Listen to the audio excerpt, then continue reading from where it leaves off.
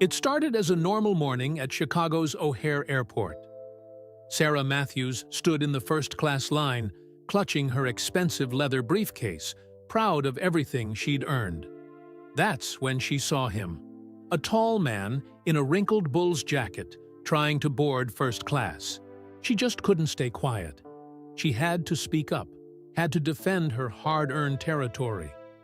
She had no idea she was about to stop Michael Jordan himself from giving up his first-class seat to a disabled veteran. But it wasn't his famous name that would change her life forever. It was what he said next. Sarah Matthews tapped her expensive high heel against the shiny floor of O'Hare International Airport. The sound echoed through Terminal 3 like tiny thunderclaps. Her perfectly manicured fingers gripped her first-class ticket tighter as she checked her watch for the 5th time in 3 minutes. Ladies and gentlemen, we will now begin boarding United Airlines Flight 2847 to Los Angeles, the gate agent announced through the crackling speakers. Sarah straightened her navy business suit and lifted her chin.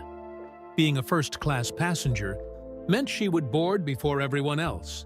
Just one of the perks she had earned after 15 years of climbing the corporate ladder. First-class passengers and our Premier members may now begin boarding, the agent called out. Sarah smiled to herself as she gathered her designer carry-on bag. Just last week, her boss had promoted her to senior business consultant. At 45 years old, she was finally sitting at the big table where decisions were made. No more middle seats in economy class for her. No more wrestling for overhead bin space with vacation travelers who didn't know proper airplane etiquette. As she stepped toward the priority boarding line, Sarah noticed a commotion near the gate. A very tall man in baggy clothes was walking toward the first-class line. He wore a wrinkled bull's warm-up jacket that had seen better days, scuffed sneakers, and a baseball cap pulled low over his eyes. A worn gym bag hung from his shoulder. Sarah frowned. Clearly, this man had gotten confused about the boarding announcements. It happened sometimes. People who weren't used to flying would accidentally join the wrong line. She had seen it 100 times before. The man's height was impossible to ignore. He must have been at least 6'6", towering over everyone else in the gate area. His long legs carried him with a smooth, athletic grace that made other passengers turn their heads. But his clothes… Sarah shook her head slightly. The first class. Dress code wasn't officially enforced anymore, but still, there should be standards. More passengers were filtering into the gate area now. A group of excited kids pressed their faces against the terminal windows, watching planes take off into the crisp Chicago morning. Business people clutched their coffee cups and briefcases, already typing emails on their chunky mobile phones. Flight attendants rolled their bags past with practiced efficiency. Sarah thought about her own journey to the front of the plane. All those years of late nights at the office, missing her daughter's soccer games to finish presentations, fighting twice as hard as her male colleagues to be taken seriously. She had earned every mile of her airline status, every upgrade, every priority boarding pass. The tall man was getting closer to the first-class line now. His baseball cap cast shadows across his face, but Sarah could see the hint of a smile playing at his lips. She noticed his hands, huge hands that could probably palm a basketball with ease. Something tugged at her memory, but she pushed it aside. A mother with 2 young boys walked past, both kids wearing Red Bulls jerseys. They stopped dead in their tracks when they saw the tall man, their mouths dropping open. Their mother hurried them along, but not before Sarah caught a glimpse of the number 23 on their backs. The gate agent was sorting through boarding passes, her movements becoming more nervous and rushed as the tall man approached. Other passengers were starting to whisper and point. Sarah felt the first flutter of uncertainty in her stomach, but she squared her shoulders. She had worked too hard to let someone cut in line, no matter how tall they were. The morning sunlight streamed through the terminal windows, catching the gold letters on Sarah's new business cards. Sarah Matthews, Senior Business Consultant. She had ordered them the day after her promotion, along with a new leather briefcase and the navy suit she wore now. Everything had to be perfect, every detail in place. That's how you succeeded in business. That's how you earned your spot in first class. But as the tall man stepped into the priority line just ahead of her, Sarah felt her carefully ordered world begin to tilt. Something about his presence seemed to fill the entire gate area. Even the usual airport noise seemed to dim around him. More people were staring now, and Sarah could hear the excited whispers growing louder. She gripped her boarding pass tighter, her French manicure leaving tiny crescent moons in the paper. She had a choice to make. She could stay quiet, ignore the growing commotion around her, and board the plane like nothing was wrong. Or she could speak up, maintain the standards she had fought so hard to uphold. Sarah Matthews had never been one to stay quiet. She cleared her throat and took a step forward, her heels clicking against the floor like a judge's gavel. The tall man turned slightly, and for a moment, Sarah caught a glimpse of dark eyes beneath the brim of his cap. Eyes that seemed to hold secrets, and perhaps a hint of amusement. "Excuse me," Sarah said, her voice carrying across the suddenly hushed gate area. "I believe this line is for first-class passengers only." The tall man turned slowly, his movements as smooth as honey. A few gasps echoed through the gate area, followed by the distinct sound of someone dropping their phone. Sarah held her ground, though something in her stomach twisted when she saw his easy smile. "I have a first-class ticket," he said quietly. His voice was deep but gentle, like distant thunder without the storm. Sarah lifted her chin higher. There must be some mistake. First-class passengers usually... She gestured at his casual clothes, the worn gym bag, letting her words trail off meaningfully. More phones had dropped now. Someone whispered, "Oh my God," from somewhere behind her. A kid tugged on his mother's sleeve and pointed, practically bouncing with excitement. But Sarah was too focused on making her point to notice the growing commotion. "Usually what?" the man asked, still smiling. He shifted his weight, and Sarah noticed how the overhead lights caught a glint of gold on his wrist. Probably just a cheap watch, she thought. The gate agent stepped forward, her hands trembling slightly as she checked the tall man's boarding pass. "Everything's in order, sir. You're in seat 1A. She shot Sarah an urgent look, but Sarah missed it completely. "There must be some mix-up," Sarah insisted. "I've been flying first class for years, and I know the typical..." She paused, searching for the right word. Clientele. A small crowd had gathered now. Business people who moments ago had been absorbed in their phones were now recording the scene. The kids in Bulls jerseys were whispering rapidly to each other, their eyes wide as saucers. The tall man's smile never wavered, but something flickered in his eyes, not anger, but perhaps a touch of sadness. He reached up toward his cap, and the entire gate area seemed to hold its breath. "Ma'am," the gate agent tried again. "I assure you..." No, it's okay," the man interrupted softly. "Let me handle this." He turned back to Sarah. "You're right about one thing. There is something unusual about this situation." Sarah felt a flush of victory, but it was short-lived. "The unusual thing," he continued, "is that I was actually going to give up my first-class seat today. There's a veteran in a wheelchair over there who looked like he could use it more than me." He gestured toward an elderly man in a military cap who was watching the scene unfold with wide eyes. Sarah's certainty began to crack like thin ice. She glanced around, finally noticing the crowd of onlookers, the phones pointed in her direction, the excited whispers that had turned into a steady buzz. But you know what? The tall man said, adjusting his gym bag. Maybe I should keep my seat after all. Seems like there might be a lesson here worth learning.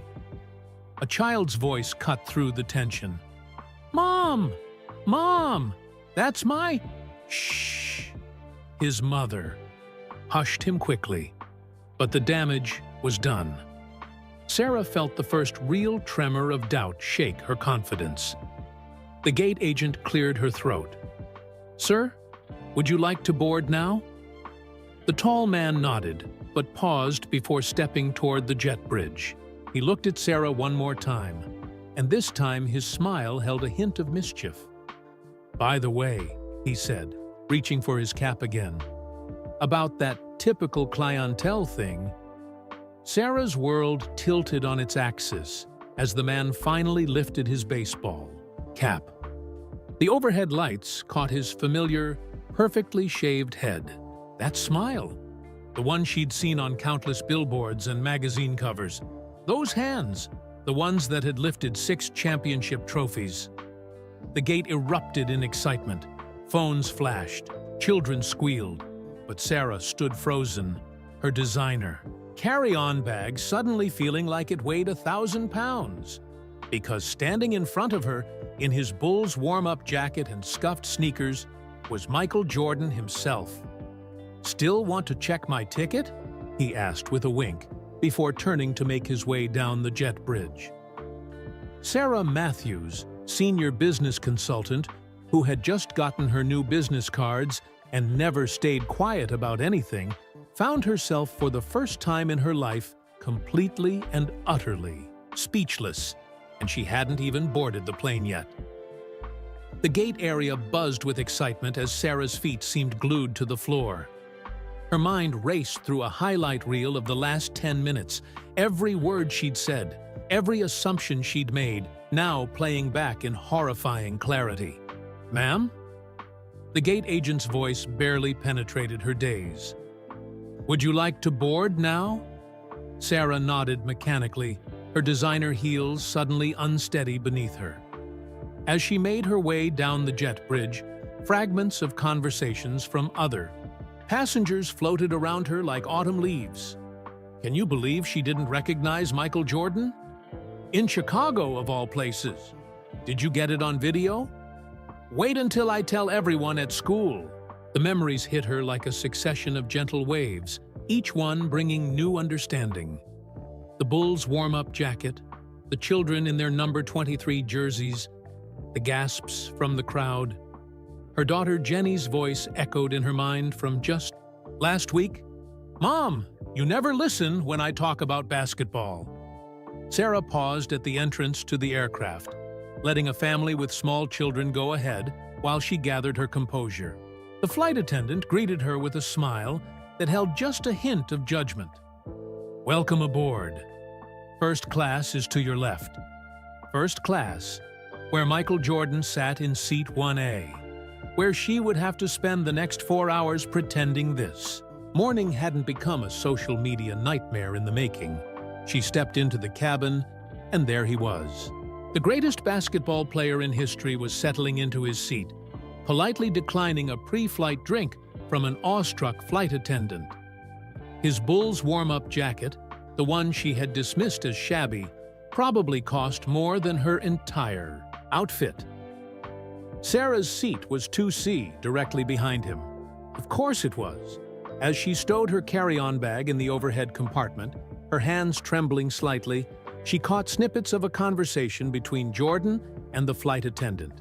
It's no trouble at all, he was saying. Could you make sure that veteran in 14B gets whatever he'd like during the flight? On me. The same veteran he'd been planning to give his first-class seat to, Sarah realized. Her face burned hotter. More passengers filed past her seat, many slowing down to stare at Jordan. Some pulled out phones until the flight attendants gently reminded them that photos weren't allowed. A young boy in a Bulls jersey walked past with his father, his eyes wide as saucers. Jordan gave him a friendly wave, and the child looked like he might faint from joy.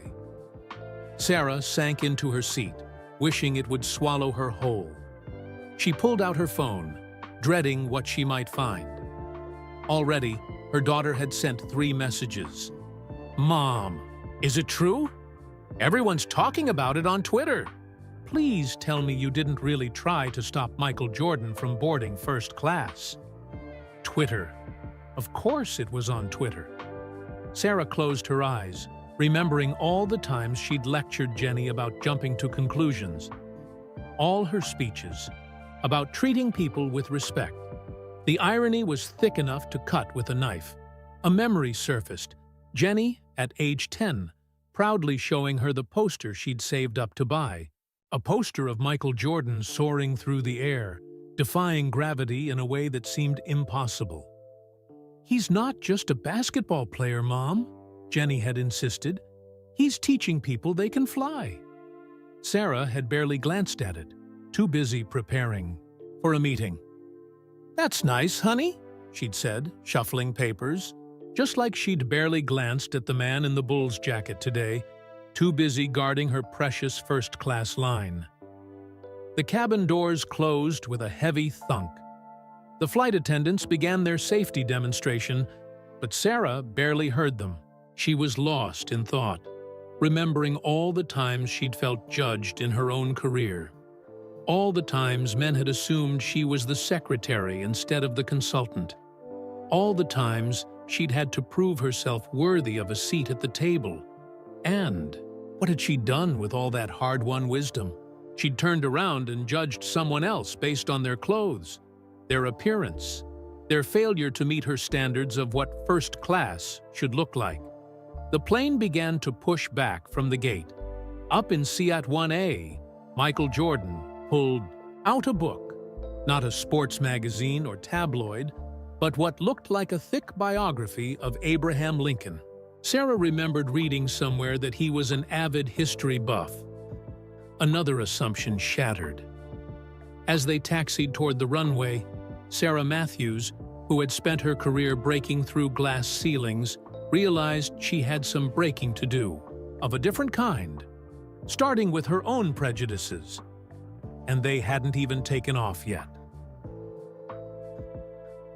As the plane climbed through the clouds, Sarah's mind drifted back to her first day at Marshall & Brooks Consulting, 15 years ago. She'd walked into the office wearing a suit almost identical to the one she wore now, navy blue, perfectly pressed, a shield against a world that often judged women in business before they could prove themselves. "Are you here to take notes for the meeting?" a senior partner had asked, not even looking up from his newspaper. "No," she'd replied, steel in her voice. "I'm here to lead it." That moment had been the first of many. The coffee runs she was expected to make, despite having an MBA from Northwestern. The clients who would look to her male junior colleagues for answers, even when she was the senior consultant. The constant need to prove herself, over and over, in a world that seemed determined to put her in a box. The plane hit a pocket of turbulence, jolting Sarah back to the present. Up in Seat 1A, Michael Jordan calmly turned another page in his book. A flight attendant hurried past, apologizing for the bumpy air. 20 years of flying, and turbulence still gets to me, the woman across the aisle whispered to Sarah with a nervous laugh. Sarah managed a small smile, remembering another conversation from long ago. She'd been complaining to her mother about the challenges at work, the constant battle for respect. "Just remember, honey," her mother had said, "fighting prejudice means fighting all prejudice, not just the kind aimed at you." She hadn't really understood what her mother meant back then. Or maybe she hadn't wanted to understand. It was easier to focus on her own struggles, to wear them like badges of honor. Each promotion, each success, became another brick in the wall she built around herself, a wall that was supposed to protect her but had ended up blinding her instead. The seatbelt sign dinged off. Several passengers immediately stood up, not to retrieve items from the overhead bins, but to casually walk past Michael Jordan's seat. each one trying to sneak a photo or just get a closer look at the legend sitting in 1A. Sarah watched as Jordan handled each interruption with grace, offering small nods or quick smiles. No annoyance, no superiority, just quiet dignity. She thought about how many times he must have dealt with people's assumptions, both positive and negative, throughout his career. Her phone buzzed again. Another text from Jenny. Mom, Michael. Jordan is my hero. He built a children's hospital in Chicago. He gives millions to charity. How could you not know who he was? A memory surfaced. Jenny's 12th birthday party. She'd begged for a basketball hoop in the driveway. Michael Jordan practiced for hours every day, Mom, she'd said. That's how he got so good. Sarah had said no. She'd wanted Jenny to focus on academics, on practical pursuits. Basketball is just a game, she'd declared. Now she wondered how many other important things she'd dismissed without really looking, without really understanding. The flight attendant appeared with drink. Orders. Sir, she said to Jordan, the veteran in 14B wanted to thank you for the meal. Jordan nodded. Make sure he gets my card before we land. And please, no announcements or fuss. Sarah sipped her club soda, remembering the countless times she'd insisted on recognition for her achievements. Every award, every promotion had to be acknowledged, documented, added to her carefully crafted image of success.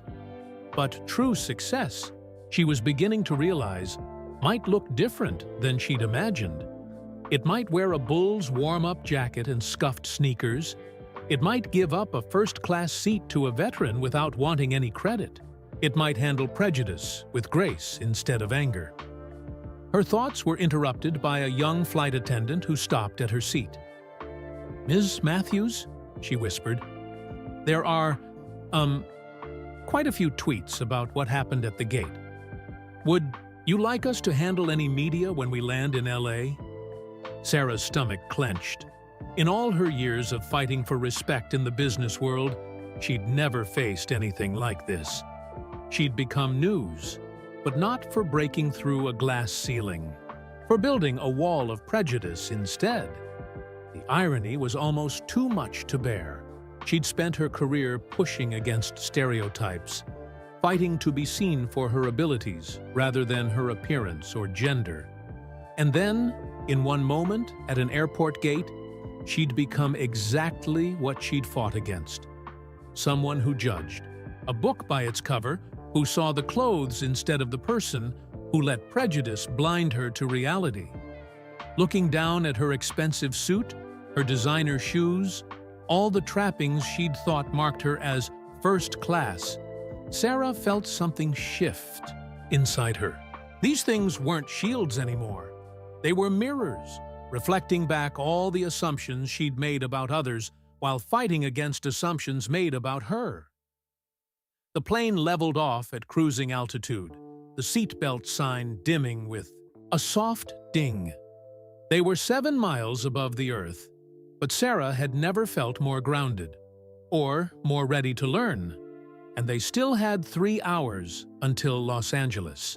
The drink cart rattled down the aisle again as the plane cruised somewhere over Nebraska. Sarah stared at her half-empty glass of club soda, watching the bubbles rise and pop, each one feeling like another moment of her carefully constructed image dissolving away. A child's voice piped up from economy class. But Dad, I have to go to the bathroom. It's up there. The desperation in his voice made it clear that the bathroom wasn't his real destination. Sarah heard Michael Jordan chuckle softly. He reached into his carry-on bag and pulled out something small. A pack of basketball cards, she realized. He handed them to the flight attendant with a whispered request. Moments later, she heard the boy's delighted gasp from the back of the plane. Dad, look, they're signed. Such a small gesture, but it spoke volumes. Sarah thought about all the times she'd brushed off people asking for her business card at conferences, thinking she was too important for networking beginners. The plane hit another patch of turbulence, harder this time. Sarah's drink tipped, sending club soda cascading across her tray table and onto her navy suit. She grabbed for napkins, but they were already soaked. "Here," a deep voice said, offering a handful of dry napkins. Michael Jordan had turned around in his seat, those famous hands extending help to the very person who had tried to block his path just hours ago. Thank you," Sarah managed, accepting the napkins. Their eyes met for the first time since the gate, and she saw no judgment there, only a kind of understanding that made her throat tight. "You know," he said quietly, "I used to get turned. Away from places too, even after I made it to the NBA. Some people saw the clothes, the gold chain, the young black man, and made up their minds before I could say a word." Sarah's hands froze in the middle of blotting her suit. "I'm so sorry about what happened at the gate," she said, the words feeling insufficient but necessary. "I was completely wrong?" He smiled, but it wasn't unkind. We all are sometimes. The trick is learning from it. A flight attendant appeared with fresh napkins and a new club soda, fussing over the spill. Jordan turned back to his book, but not before saying, "You know, your seat's pretty wet. There's an empty one up here, if you'd like to move." Sarah looked at the offered seat, 1B, right next to Michael Jordan. The same seat she'd been so sure he didn't deserve to be anywhere near just hours ago. The irony wasn't lost on her. As she gathered her things to move, her phone buzzed again. This time, it was an email from her boss. "Saw the video from O'Hare. We need to talk when you land." Her stomach dropped. Everything she'd worked for, all those years of proving herself, might have been undone by 30 seconds of prejudice caught on camera. "Bad news?" Jordan asked, as she settled into the seat beside him. He'd noticed her expression change. "I might lose my job," she admitted, surprised to find herself confiding in him. "A video of what happened? It's gone viral." He nodded thoughtfully. "You know what's funny? When I first started with the Bulls, I couldn't make a shot. Everyone said they'd picked the wrong player. The newspapers called me a mistake." "But you're Michael Jordan," Sarah said before she could stop herself. He laughed. "Wasn't always. Had to become him. Had to learn from every missed shot, every criticism, every time someone said I didn't belong. Sometimes our biggest mistakes lead to our best chances to grow." The flight attendant appeared again. "Mr. Jordan, the veteran in 14B asked me to give you this." She handed him a folded piece of paper. Jordan read it, smiled, and carefully tucked it into his book. "Sometimes the best seat isn't in first class," he said quietly, almost to himself. Sarah thought about the veteran, about Jordan's attempted gesture at the gate. You were really going to give up your seat for him, weren't you? Even before everything that happened? He nodded. Success isn't about where you sit on the plane. It's about what you do with the seat you have. A voice came over the intercom. "Ladies and gentlemen, we're expecting some turbulence as we cross the Rockies. Please return to your seats and fasten your seatbelts." Sarah clicked her seatbelt, noticing how different everything felt from this seat. Not because it was in UFI first class, but because of how she'd gotten there, through humility, through learning, through someone else's grace. "Can I ask you something?" she said, gathering her courage. "How do you handle it? People making assumptions about you all the time?" Jordan set his book down, marking his place, with the veteran's note. "I remember that everyone's fighting their own battles. Like that veteran back there, he fought real ones. Or like you." "Me?" Sarah blinked in surprise. You think I haven't read the business magazines? First woman senior consultant at your firm. Had to work twice as hard to get half the respect. Probably dealt with more prejudice than I ever did. Sarah felt tears prick at her eyes. He had recognized her too, not from the gate incident, but from her accomplishments. And instead of using that knowledge to shame her, he'd used it to understand her. The plane shuddered as they hit the promised turbulence, but Sarah barely felt it. She was too busy realizing that sometimes the biggest obstacles we face aren't the prejudices aimed at us, but the ones we carry within ourselves. And they still had 2 hours to Los Angeles. The plane steadied as they cleared the worst of the turbulence. Sarah watched the flight tracker on her screen. They were passing over Colorado now, the Rockies sprawling beneath them like nature's own version of obstacles to overcome. Your daughter, Jordan said suddenly, breaking the comfortable silence that had fallen between them. She plays basketball? Sarah looked at him in surprise. How did you? He smiled. The way you reacted when you finally recognized me. Like you'd heard my name 1,000 times, but never really listened. That's usually a kid's influence. Jenny, Sarah said softly. She's 16. Has your poster on her wall. The one of you mid-flight, defying gravity. Wings spread, Jordan nodded. That was taken after a game where nobody thought we could win. Down by 15 in the 4th quarter. Everyone said it was impossible. But you won? Sarah asked, already knowing the answer. No, he surprised her. We lost by 2. But that jump, that moment they caught on camera, that was about trying anyway. About not letting other people's doubts clip your wings. Sarah thought about all the times she'd clipped Jenny's wings. The basketball hoop she'd refused to buy. The games she'd skipped. The conversations about sports she'd dismissed. I think, she said carefully, I've been so focused on fighting against people putting me in a box that I started putting everyone else in boxes instead. Jordan reached into his carry-on bag again, pulling out a small leather notebook. Mind if I share something?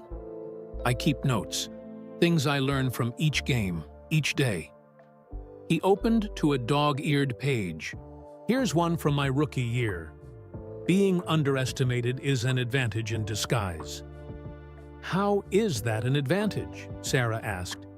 Because when people underestimate you, they show you who they really are. And when they show you who they are, he paused. You believe them, Sarah finished, remembering Maya Angelou's famous quote. Exactly. But here's the important part. You don't just believe the bad. You believe the good too. Like that veteran in 14B. His note? Jordan pulled it out from his book. Want to read it? Sarah took the carefully folded paper. In shaky handwriting, it read, Mr. Jordan, in '91, I was in a VA hospital, feeling like my life was over. Lost both legs in Desert Storm. Then I watched you play. You showed me that limitations are just challenges waiting to be overcome. Thank you for teaching me to fly again. Sergeant James Miller. I keep every note like this, Jordan said quietly. They remind me that what we do matters less than how we make others feel. The flight attendant passed by with another round of drinks. Mr. Jordan, Sergeant Miller asked if he could come up to thank you personally. Jordan shook his head. Tell him I'll come to him instead. First class isn't about being above others. It's about lifting them up. As Jordan stood to make his way back to economy, Sarah noticed something she hadn't before. His Bulls warm-up jacket, the one she'd dismissed as shabby, had a small gold pin on the collar. The exact same pin she'd seen in photos of veterans from Desert Storm. You served? She asked, surprised. No, he smiled. But my father did. Taught me that real class has nothing to do with where you sit on a plane, and everything to do with how you treat people when you think no one's watching. Sarah watched as he made his way down the aisle, stopping to chat with kids, signing a few more autographs, making his way toward Sergeant Miller. No fanfare, no announcement, just a man showing what first class really meant. Her phone buzzed again. Another email from her boss. Board of Directors saw the video. Emergency meeting scheduled for tomorrow morning. But somehow, it didn't terrify her as much as it had an hour ago. She opened her laptop and began to type. Dear board members, today I learned a lesson about prejudice from an unexpected teacher. She was halfway through her letter when Jordan returned, his eyes a little misty. Sergeant Miller, he said, settling back into his seat, just showed me pictures of the youth basketball program he runs for disabled veterans' kids. All because he saw a game where we refused to give up when everyone said we should. You lost that game, Sarah remembered. But we played it anyway. Sometimes the real victory isn't in winning, it's in showing up, admitting when we're wrong, and trying to do better next time. Sarah looked down at her navy suit, still stained with club soda. I used to think success was about never showing weakness, never admitting mistakes. And now I think maybe it's about having the courage to say, I was wrong, and the wisdom to learn from it. Jordan nodded, pulling out his notebook again. Mind if I write that one down? A voice came over the intercom. Ladies and gentlemen, we're beginning our descent into Los Angeles. Please return to your seats and fasten your seatbelts. Sarah saved her letter to the board and closed her laptop. She had no idea if she'd still have a job tomorrow, but she knew she'd be a better person, a better mother, a better leader, a better human being. Mr. Jordan, she said, gathering her courage one more time. Thank you, not just for forgiving me, but for teaching me. He smiled that famous smile, but this time she saw the wisdom behind it. You know what the real secret is? Every day, every game, every flight, it's another chance to learn, to grow, to be better than we were yesterday. The Los Angeles skyline appeared through the clouds, a city of dreams and second chances sprawling toward the Pacific. And they still had 30 minutes until landing. The plane descended through layers of cotton-white clouds, each one feeling like another layer of Sarah's old self falling away. She watched Los Angeles grow closer through the window, its sprawling streets looking like the paths of choices that had led her here.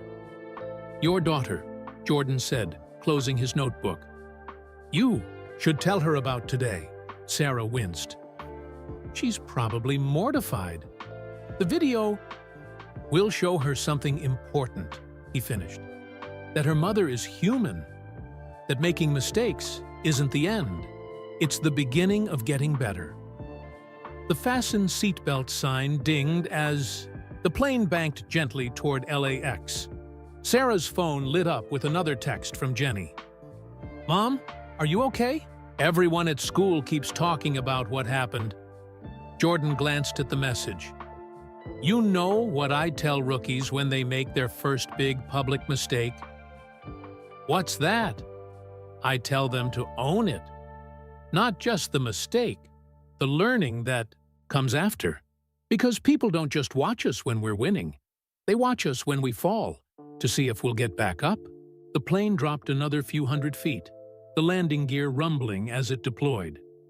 Sarah thought about all the times she'd lectured Jenny about perfection, about never showing weakness. What kind of example had she really been setting? Been thinking about that veterans basketball program, she said suddenly. My company has a community outreach budget that nobody's touched in years. Maybe? Jordan's eyes lit up. Now, that's what I call a power play. Taking a mistake and turning it into a chance to help others, that's real leadership. The flight.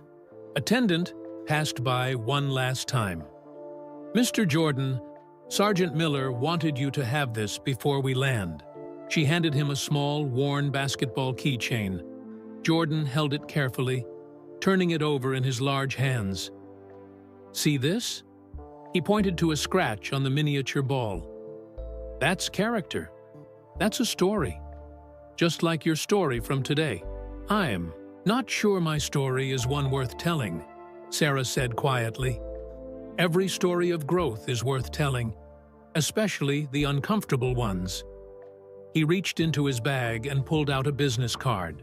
Not a glossy NBA card or a corporate contact, but a simple white card with a phone number. "This is for Jenny." Sarah took the card, confused. "It's for my youth basketball camp this summer," he explained. "Tell her there's a spot waiting for her.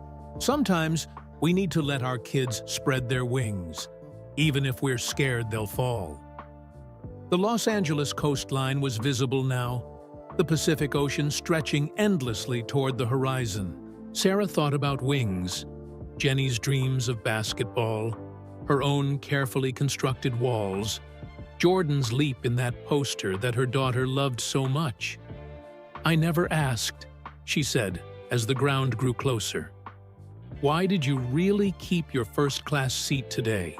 You were going to give it to Sergeant Miller before—" Jordan's smile held a hint of mystery. "Maybe the lesson wasn't just for you." The plane's wheels touched down with a gentle bump, the engines roaring in reverse as they slowed. Sarah realized she still didn't know his full name, hadn't asked it properly, hadn't acknowledged him as anything more than the legend she'd failed to recognize. "I'm Sarah," she said, extending her hand. "Sarah Matthews. And I'm sorry I didn't properly introduce myself before." He took her hand, his grip warm and firm. "Michael Jeffrey Jordan. And you know what, Sarah Matthews?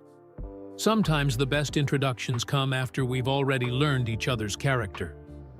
As the plane taxied to the EEE gate, Sarah's phone buzzed one final time. An email from her boss. "Board watched the full video, including what happened after.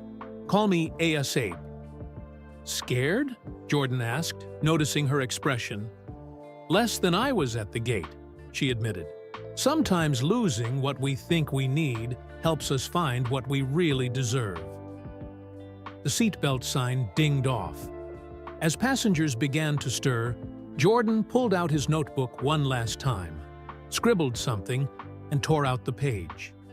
"Read it after I go," he said, folding it carefully. "And Sarah? Tell Jenny her mom's got game, just not the kind that involves a basketball." He stood up, grabbed his gym bag, and with one last smile, stepped into the aisle. Passengers immediately began to buzz with excitement, phones appearing despite the flight attendants' protests.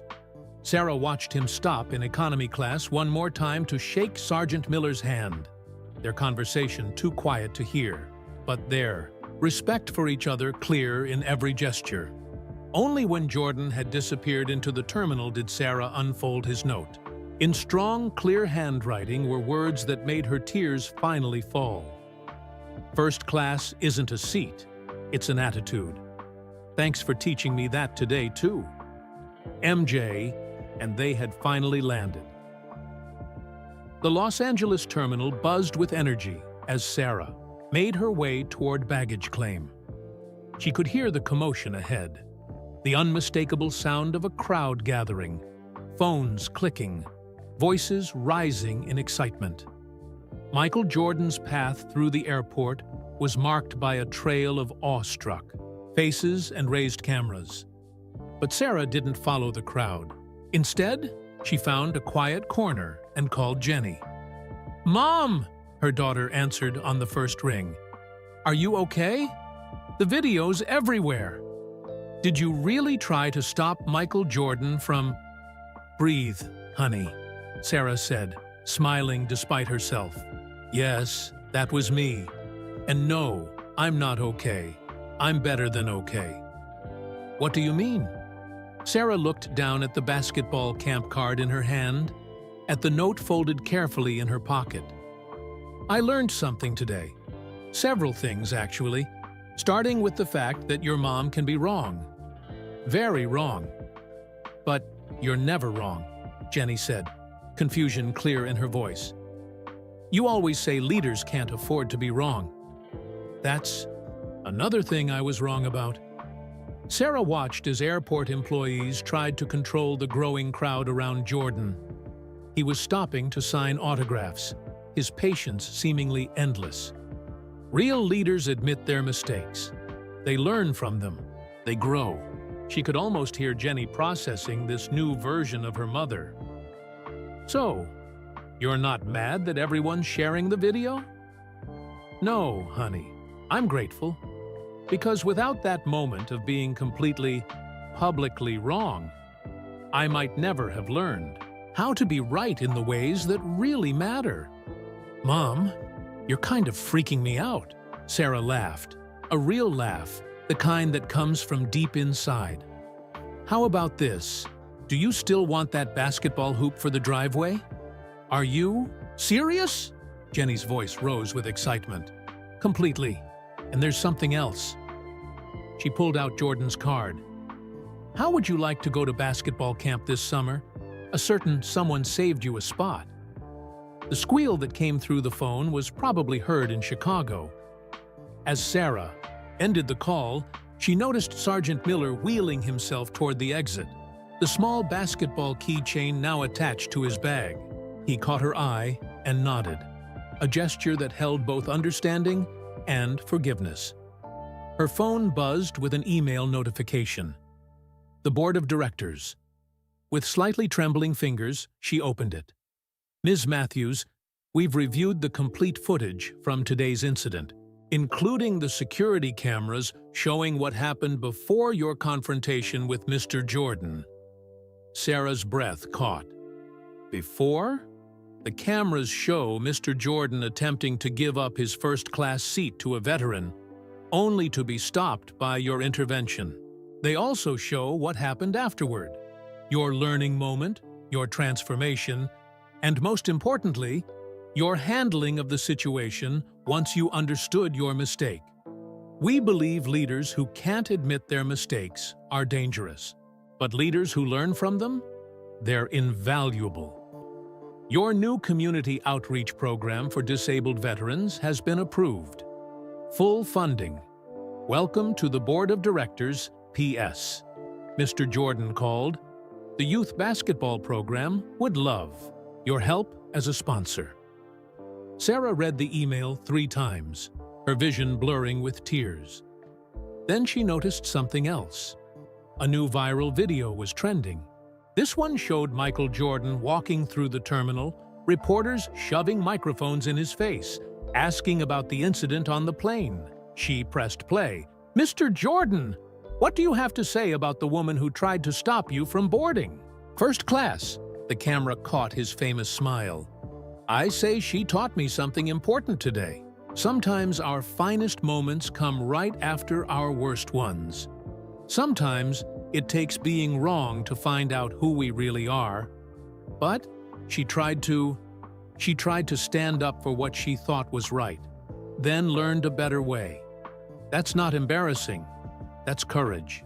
And if you don't mind, I need to call my friend Sergeant Miller about a basketball program we're starting. Sarah watched the crowd follow him toward the exit, their questions fading into background noise. She looked down at her stained navy suit, the designer label that had seemed so important this morning, now just a reminder of how far she'd come in a single flight.